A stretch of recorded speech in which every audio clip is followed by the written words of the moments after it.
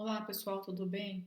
Então, mais uma aula de Química. Nós vamos falar sobre o assunto final do capítulo 3 do livro 1, sobre atomística, começar a estudar a composição da matéria, né? Do que a matéria é feita. Vamos só relembrar. A matéria é tudo que possui massa e ocupa espaço. Então, nós vamos estudar do que a matéria é feita. A primeira ideia do que a matéria é composta foi retomada lá no século V antes de Cristo por dois filósofos gregos, Leucipo e Demócrito. Qual a ideia que eles tinham, né? Eles tinham a ideia que todo material poderia ser dividido em tamanhos menores. Porém, ia chegar um momento que nessa divisão do material em tamanhos menores você não conseguiria mais dividir. E aí, para você tinha chego na menor porção da matéria, que em grego tem a palavrinha como átomo, né? O que significa a palavrinha átomo? O A significa não, tomo significa divisível.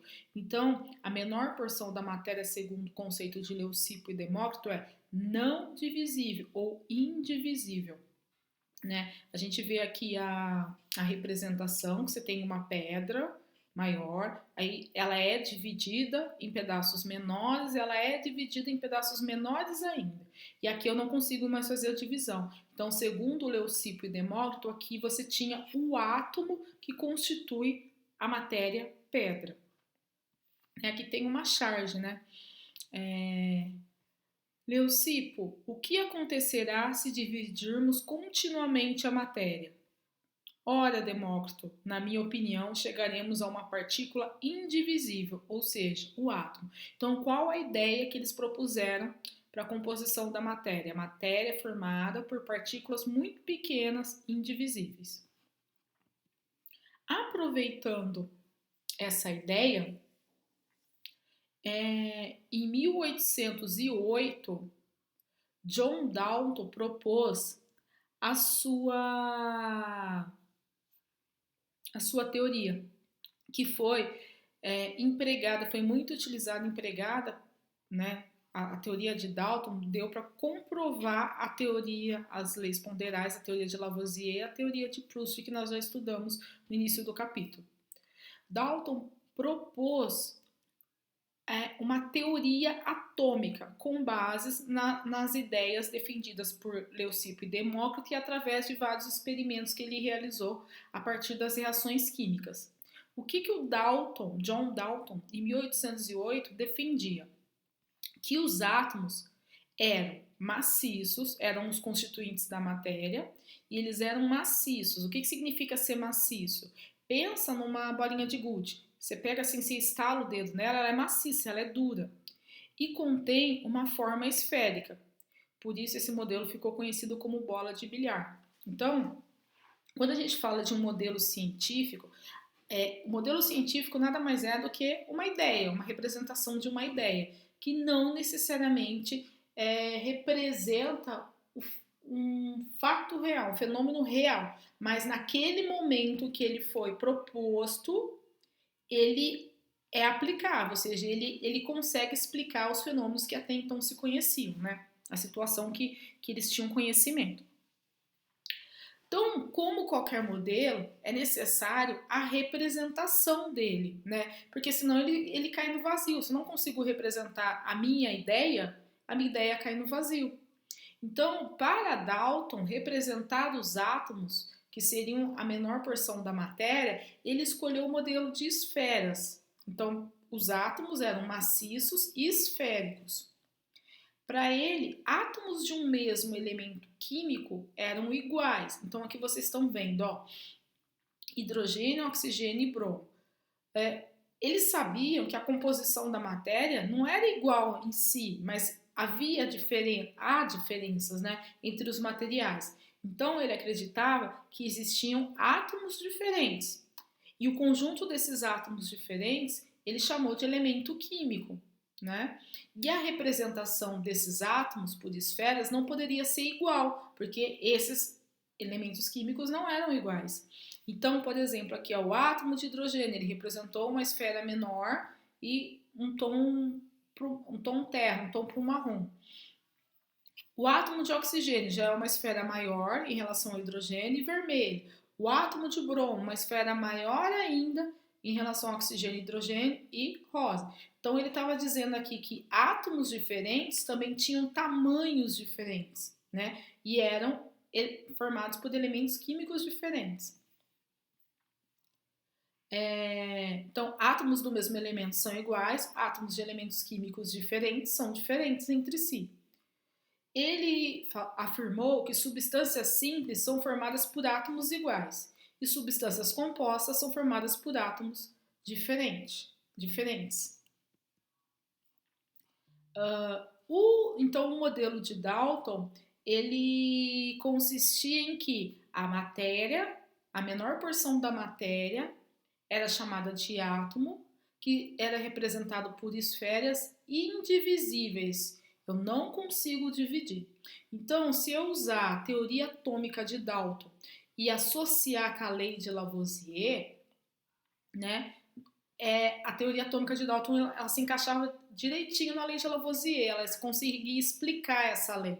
Então, por exemplo, nas reações químicas, eu tenho carbono reagindo com gás oxigênio. Então, o que está sendo afirmado aqui? Que um átomo de carbono tem 12 gramas. O gás oxigênio é uma substância formada por dois átomos do elemento químico oxigênio. Veja aqui, ó, átomos de elementos químicos diferentes, esferas diferentes. Aqui a diferença está na coloração. Tem uma massa de 32 gramas. Então, gás oxigênio formado por dois átomos tem 32 gramas de massa. Quando a reação acontecia, ocorreu a reação, você tinha a formação do gás carbônico. O gás carbônico é formado pela combinação de um átomo de carbono e dois átomos de oxigênio ligados entre si, combinados entre si. E a massa dessa molécula de gás carbônico é 44 gramas, que está de acordo com a lei de Lavoisier. Houve a conservação da massa, porque ó, 44 gramas é igual a 12 mais 32 gramas. Aqui no gás carbônico, 12 gramas do carbono e 16 gramas de cada átomo de oxigênio, correspondendo a 32 gramas do que a gente tinha antes. O modelo de Dalton também poderia ser usado para justificar a lei de Proust, né? Lembra que a lei de Proust ela dizia que nenhuma reação química as substâncias reagem em massa proporcionalmente, numa determinada proporção, uma proporção constante. Então, o que ele colocava aqui? Ó? Se eu tiver 12 gramas de carbono reagindo com 32 gramas de oxigênio, eu vou ter 44 gramas de gás carbônico. Se eu dobrar a massa de carbono, então eu vou passar a ter 2 átomos de carbono aqui. Eu só não fiz a representação esquemática, mas está aqui em massa. Se eu dobro a massa de carbono, o que vai acontecer com a quantidade de oxigênio? Também vai dobrar, eu vou passar a ter 2 partículas do gás oxigênio. Então, de 32 vai para 64. E, obviamente, eu vou ter a formação de 88 gramas de gás carbônico. E assim sucessivamente. Ó. Se da primeira reação, primeiro experimento, 12 gramas, eu cair a metade a quantidade de carbono, então o gás oxigênio vai cair a metade. E o gás carbônico também produzido vai ser a metade. A teoria, o modelo atômico de Dalton também como é que fala? A partir desse modelo, pôde-se desenvolver aí uma outra teoria, ou a lei de Dalton para as reações químicas, né? Que tem a ver com as substâncias que reagem, a quantidade que reagem, em que proporção para a formação da substância. Então, ó, eu tenho 2 experimentos aqui. O carbono reagindo com gás oxigênio. Só que nessa reação eu tenho um átomo de carbono reagindo com uma substância formada por 2 átomos de carbono. Então aqui eu tenho a formação do gás carbônico, correto? Agora, então a proporção aqui é 12 para 32, correto? Agora, se eu mudar essa proporção, 12 gramas de carbono para 16, o composto formado não pode ser gás carbônico, vai ser um outro composto, nesse caso, monóxido de carbono. Então, quando eu tenho substâncias simples para os mesmos elementos químicos reagindo em proporções diferentes, eu tenho a formação de compostos químicos diferentes, né? Então, aqui 12 para 32, eu tenho a formação de gás carbônico. 12 para 16, eu vou ter a formação de monóxido de carbono.